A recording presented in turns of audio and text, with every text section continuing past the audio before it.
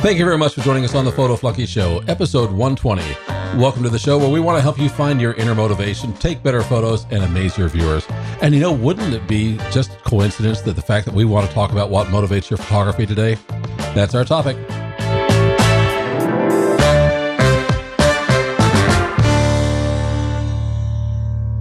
Hi, my name is William Beem. Hi, my name is Lee, and I'm also a Beem. You weren't expecting that. Is that really the way you're going to introduce yourself now? No, it's just for today. Oh, okay. I'll surprise you differently next week.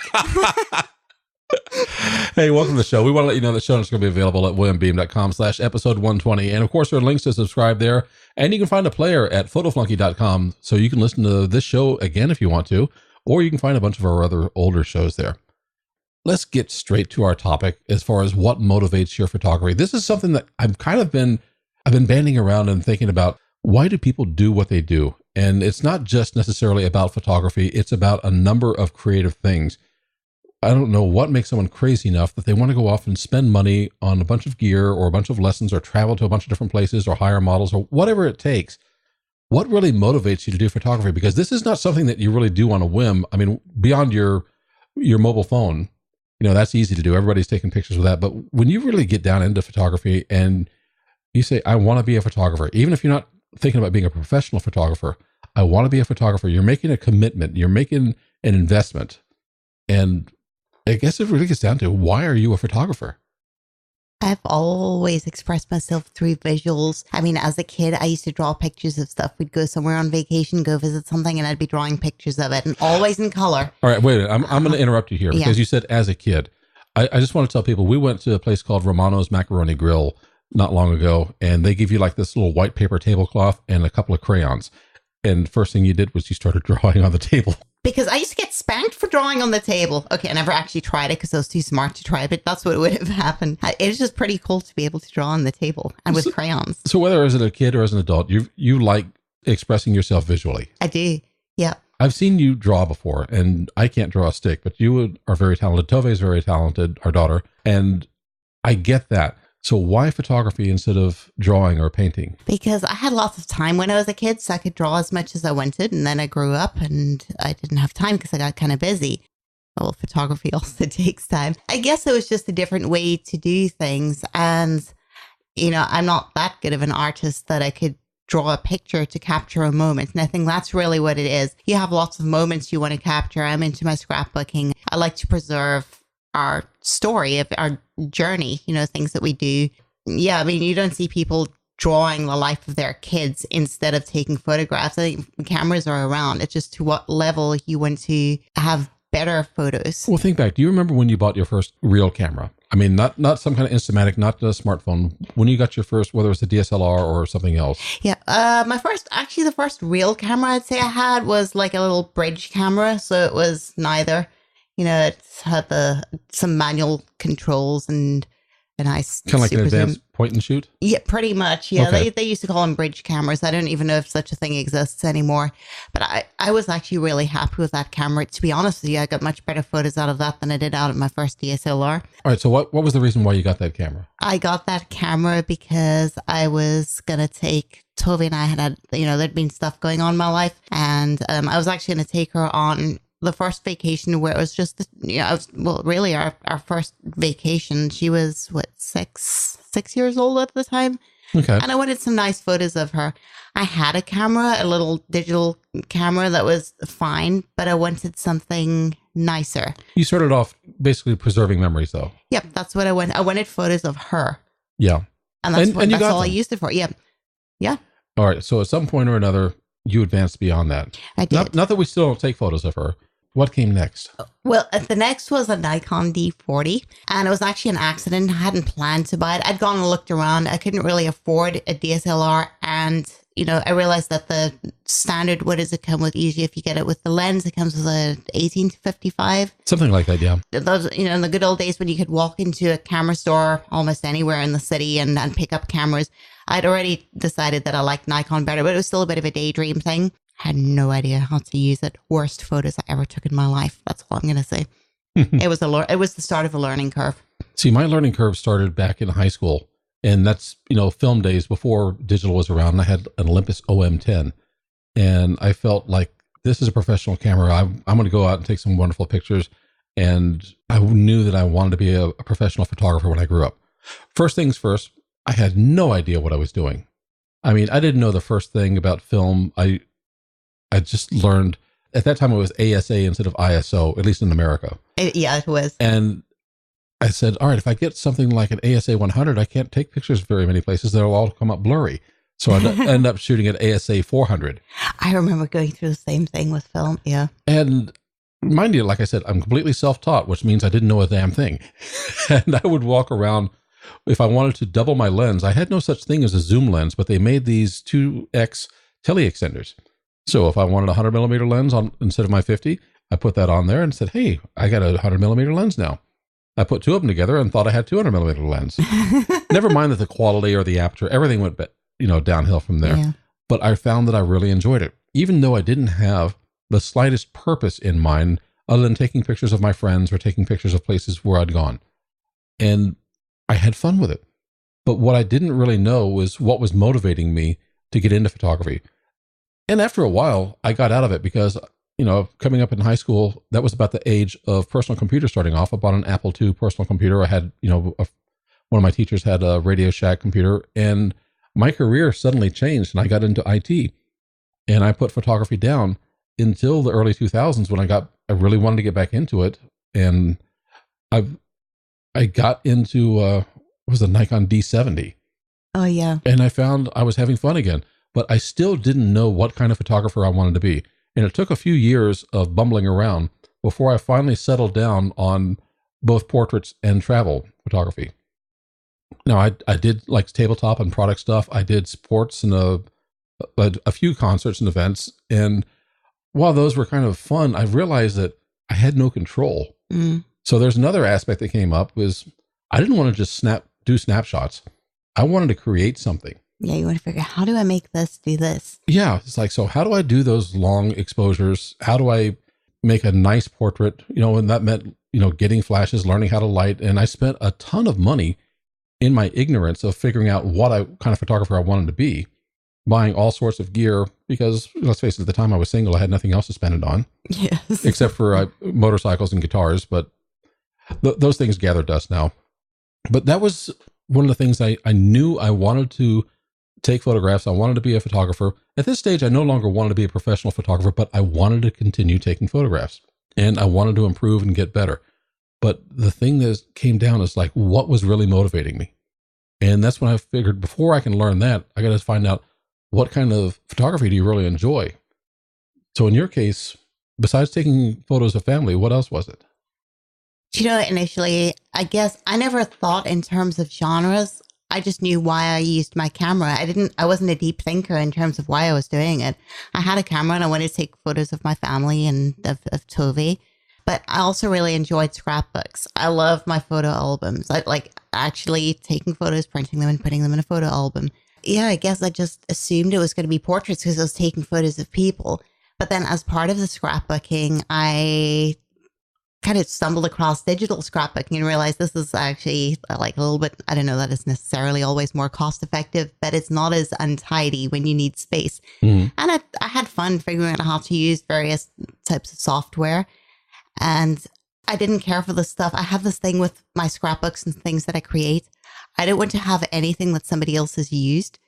In other words, when you're downloading the available photos and little stickers and whatever they've got there, I didn't want to use their stuff. Not because I didn't want to use it, but because somebody else is using it and I want mine to be my own. So you wanted something unique. And so I'd go out and... Well, was it something unique or was it something with your own artistic or creative expression on it? It was both. I always want something unique, but I want it to be unique because it's mine, because I've got some kind of relation to it. I mean, I'll go out and take a detailed shot of something. Maybe I take a picture of a flower. Anyone can take a picture of that flower, but it's never going to be exactly the same. Mm-hmm. And I took it when I was there. It's just, I wouldn't say I'm a sentimental person, but there is some kind of, I invest something of myself into everything that I do. And maybe that's just the way I express myself. So I started looking for things that where I could take photos that would make my own backgrounds or make my own frames and borders and things. And I guess that's where my love of zooming in, getting really tight and detailed shots came in. And I just played with it from there. Backgrounds, something that's not too busy, shooting for color. I've noticed that when you're out shooting, you really do love your detail shots. And it's not so much that you're going to show this as a photo by itself. You're capturing something or collecting something that you're going to use as part of a larger piece of work later on. Yeah. And the same thing with color. I had heard the phrase shooting for color before, but it wasn't until like maybe 4 or 5 years ago that I actually started doing that. And I thought, okay, now I get it, because you're going out capturing part of your environment wherever you're shooting at, and it's another part of your creativity, I think, is when you can find these colors that work with each other, or sometimes even work against each other, so long as you're making some sort of a statement or comment using color rather than, something that just hits you right upside the head and said, here's a message. Yeah.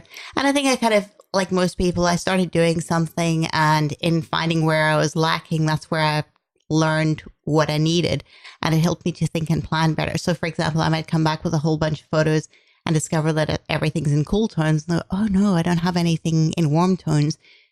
The short story is that I've started, if I know in advance what I want to do, I start thinking, what types of colors and color palettes do I need in this? So that when I'm shooting, I'm actually looking for those at the same time, and I don't have to go back or try and substitute something. So you started off with that kind of background with collecting things, like you said, scrapbooking essentially. Mm-hmm. But your product photography almost imports some of those lessons with it, because you do a lot of stuff either for social media or for vendors. Mm-hmm. And the way you arrange things, you're looking at elements and how you can bring them together. Well, yeah. And it's not just what's on the initial frame. It seems like afterwards you will go and get other things to bring in and kind of put with the photo, almost like you were scrapbooking. Well, yes, I do. And I do that because sometimes you can take things that go with something that are related to your subject that are not necessarily part of the actual picture, and it ties it into the bigger story. So, if I take a photo of, let's give you a silly example, I'm taking a photo of some energy chews or something that I use for running. Mm-hmm. And then afterwards I have like some shoelaces and a pair of running socks kind of in the corner that, that sort of ties in where those little shoes fit. This isn't candy. This is designed for runners. It's all really candy, but you know what I mean? Yeah, I know what you mean. Yeah. I kind of settled on travel and portraits. And it's not that I didn't enjoy, shooting at a concert. I had a lot of fun with it. In sporting events, I didn't want to get into a genre of photography where I had to stop what I'm doing and go there on someone else's schedule. Yeah. All these sporting events, as you know, are early in the morning. Yes. And the concerts are late at night. So you can imagine what my day would be like, lugging stuff from where we live to a concert arena downtown or a field someplace. And it just, I guess the sheer logistics of it kind of turned me off on those types of photography. I understand that. I mean, I've also evolved in terms of convenience, and it wasn't a conscious thing, but I always heard you hang around photographers anywhere for long enough, they're going to imply that you need to suffer for your art. Now, that might be true with certain genres. You want to take fireworks photos, you might have to sit somewhere. You want a sunset photo, you may have to camp out there for a few hours and be bored and wait for it. I've kind of I tried the stuff. It was worth it for the shots I got. Also discovered that I was doing what I thought was the natural next step to become a good photographer. My photography now doesn't really require me to sit around and wait for stuff. I know exactly what you mean, because when it comes to travel photography, I am trying to take a photo that shows what a place is like and shows an experience of some kind that makes the person watching it or looking at it say, I want to go there. Mm-hmm. And that's why we did the fireworks shots. When we were going down to Walt Disney World and taking it. You were doing it and I was doing it separately. And then we did a few examples together. But travel photography is supposed to show you what's happening someplace where you're not, what's interesting, what's enticing about it. And that's everything from details like down to the food that you have to the big things that are there, and also some of the things in between along the way. Yeah. And you're trying to tell the story of a visit to someplace. I really do enjoy that. But what I found out is there's two ways to do it. You can take advantage of whatever you're visiting when you're visiting, or you can plan ahead and say, I know if I want to get the best photograph of this place, I need to go at this time of the year or this time of the day, whatever it may be. Yeah, I think we may have touched on this before, but this is where you and I are different. And part of it is our different genres of photography and the different purposes that we have for the photos we take. I tend to wing it. I plan things and almost never does it go according to plan. My way of getting good photos, and I might come away with nothing, is I am just tuned in to what's there in the moment, and I'm just ready to take it. Whereas you are more structured. You have a plan. You make sure you have everything you need. You know, you do your homework first. And I know what result I want to get before I ever get to the place where I'm going to shoot. And that's not to say that, I can't make a nice photograph wherever we're going at the time that we're going. But sometimes I look back at some of my travel photos and think, you know what? I don't like this dead tree there. So, for example, I went to Zion National Park one time, and it was wintertime, and there's the Virgin River that comes through, and there's the Watchman is the name of the mountain in the background, and the sunset. It is a beautiful scene, but it's much more beautiful when that tree is full of leaves than when it's dead bare. yeah, And my photograph is dead bare. If I ever want to go take that shot again, I need to go sometime in spring or summer and then get the shot while the tree is in full bloom. Now, the downside of that is that's when everybody else is in the park. I specifically went to the park at a time when most people weren't going to be there, which was in December. So what you want to do if for travel photography or something that's dependent upon, for lack of a better word, and someone else's schedule, yeah, you go when the opportunity is there. And if you go on your own schedule, you may or may not get the shot that's really the best that you can get at that place or that time. Doesn't mean it's bad. We're going to be going to Las Vegas in a month or so, and it's blistering hot. I'm probably not going to spend a lot of time outdoors, trying to see what I can find. But then again, if you look down the Las Vegas Strip, you don't see a lot of leaves. No, you don't. A lot of the good photos are actually inside there. They're inside, or they're at night when all the lights are up on the strip. So I'm not terribly worried about that. But it's the same thing. If I look back at my photo of the White House, I went there in winter, and the tree in front of the White House is bare as well. Oh, man. So if I want to go get some nice shots with lush foliage, I've got to go with spring or summer, or before the fall, and it just takes everything away. Yeah. And that's the most miserable time for me to travel. Yeah, I don't care for cold winter. But you know what? This is one of the reasons why I like portrait photography. You can do some nice portrait photography outdoors, but you can also do some really nice stuff in the air conditioning. And I don't have to carry my stuff so far. Yes. And that's really where I've kind of driven with portrait photography lately is what can I do that has interesting lighting in an environment that hopefully has an air conditioner? Yeah. So that's what kind of photography I'm enjoying now. And I'm really getting into enjoying the creativity and fine tuning what I do about it. But it wasn't until I started asking myself, what's motivating me for photography, that I started deciding, all right, these are the things I really enjoy. These are the things I do well. And that's where I need to concentrate rather than trying to do everything. The stuff you enjoy changes, I think, as well, depending on what your motivation is and where you are at any given time. Well, I'm not saying that I won't discover something new and interesting down the road. These are the things I'm interested in right now, and I think I always will be. But, there's ample room in photography to try and pick up something else. It kind of depends upon how much time you have and you're willing to invest in it. Mm-hmm. And the other part is, how does your photography make you feel about yourself? So when you're taking photos, are you happy? I get a lot of pleasure out of it. I mean, there's some frustration, but I think without a challenge, you don't get a sense of accomplishment when you are happy with your finished piece. I'd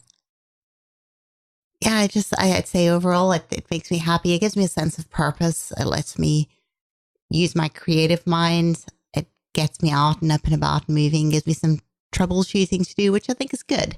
I like a little bit of mental stimulation that's for myself. It's not kind of imposed on me by somebody else, if that makes sense. You go to work and you get that. This is my own stuff. So the problems that come up are problems with stuff that I'm trying to do. Nobody else is giving them to me. And there's something about owning your own problems where you feel like, well, still got the power to walk away or say, I won't do this today. And I think I enjoy that. I can tell you that what makes me happy about my photography is if I can come up with a vision of something in my mind and come up with a result at the end that is as good or even better than what I imagined. I hate it if I come up with a photo and I look at it and said, that's not what I thought I was going to be able to do. Mm-hmm. Fortunately, that doesn't happen very often. Usually, like you said, I do my research, I plan, I know what I want before I go there, and I know how to get it. Yeah.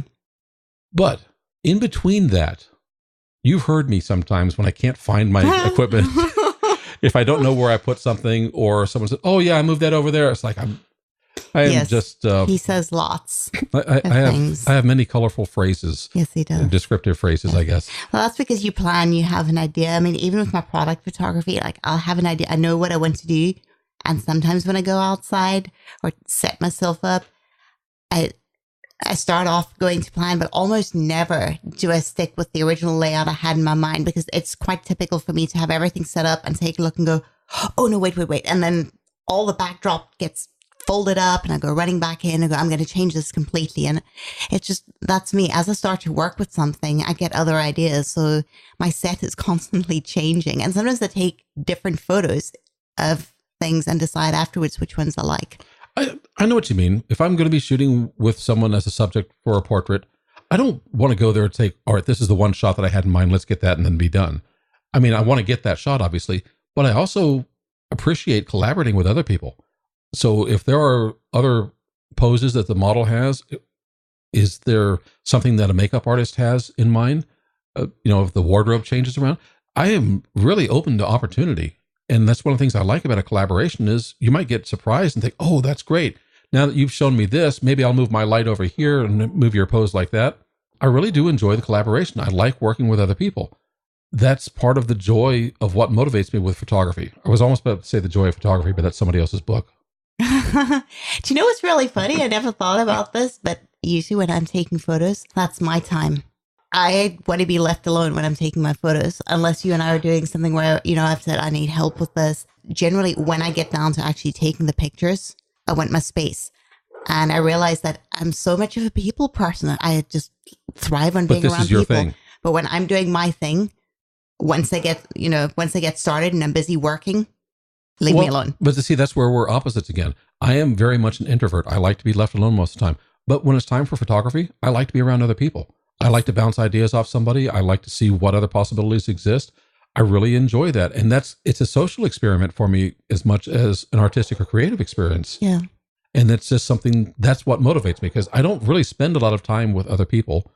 And when I do, I want it to be where we have something in common and we're creating something. Yeah. So that's something I find that, for lack of a better phrase, that's motivating for me. Okay, so what if you can't find time to be a photographer? How does that affect you? You find time to do what's important to you, and you do not have to spend hours and hours to be a photographer. You don't have to be taking photos every day to be a photographer. You take photos of what you want when you can and of the things that are important to you. I mean, I used to leave my camera, still do, sometimes for months at a time. Not so much anymore because I've got, I'm using photography a lot in what I'm doing. But I would leave my camera for months at a time in the camera bag and I wouldn't touch it. It was there when I wanted to take it out. Didn't mean I wasn't a photographer. It just meant I wasn't using it at the time. Don't put limitations on yourself and say, oh, well, I cannot be a photographer because I don't have time. You can be a photographer. You don't have to do it all the time. That's just my take on it. I think I've talked to some people that feel like they're wasting their investment if they're not taking photos on a regular basis. And regular, it varies from one person to the next. Mm-hmm. I never think of it that way. To me, the gear that I've collected is gear that I use. And if I don't need it, then it's time to go ahead and put something on eBay. But I don't think of it as, oh, I spent this much money on camera gear. I must be taking pictures all the time, because that just leads to taking bad pictures. It really does. I would rather take photos when I have the chance. But what I do find sometimes frustrating is if I can't find the person that I need to collaborate with at the time that I have an idea, because my mind is like a sieve. An idea will go through it rather quickly. And it's just, sometimes I have an idea for a look, and it doesn't matter if it's somebody who looks like a cowboy, a fireman, or if it's going to be a female model that's got, a certain face or characteristic. It's just, when I get an idea, I want to find someone who can help me bring it to life. Yeah. And it's a little bit frustrating if I can't find someone at the time, or if the idea goes away. Actually, it's less frustrating once the idea goes away, because then I don't know that I miss it. There are certain advantages to forgetting things. Apparently so. It's not so much that I worry about I can't find time to be a photographer. I can always find time to be a photographer. What I look for is finding someone who will help me create what I want to create. As far as not finding time to be a photographer, I'd say family life sometimes it's more important that I be here than I be driving off someplace just to go get a picture. Yeah. And that's something that's changed. I used to have my annual pass and go down to Disney World, and I love taking photos down there. But that's not really part of my life anymore. No, we don't do that. No. And sometimes, I mean, sometimes we just, we support you if you need to go out and take a photo, because there are some things that you need to go out and do it. And it doesn't make sense for us to be around there if we're not helping, which usually we are not. But you know what? I don't miss that experience anymore because I've got something that's more fulfilling in life. There are travel opportunities that I do want to start getting. I guess when we take some trips is our travel opportunities, but there are things locally within Orlando that I think are interesting, and you can do travel photography in your own home. Matter of fact, most travel photographers who have a really great shot are people who live in that location, and they've gone to the same spot time after time after time until they get the really great shot. I don't think it's so bad if occasionally you can't find time to be a photographer, because like we said, you're a photographer whether you've got a camera in your hand every day or not. As long as you have the desire and you've got some idea what you want to do, or maybe something on the horizon, you're going to pick up the camera again. You're still going to be a photographer. You're not going to forget what you knew. You're always going to be growing. But what I found, the thing that helps me grow the most is understanding what's motivating me inside. And that comes back to asking the question over and over again, why? Why do I want this shot? Why do I want to work with this person? And as I start thinking about those things, it becomes clear to me, and then I want that much more. That is what we think about when it's come time to help you find your inner motivation, take better photos, and amaze your viewers.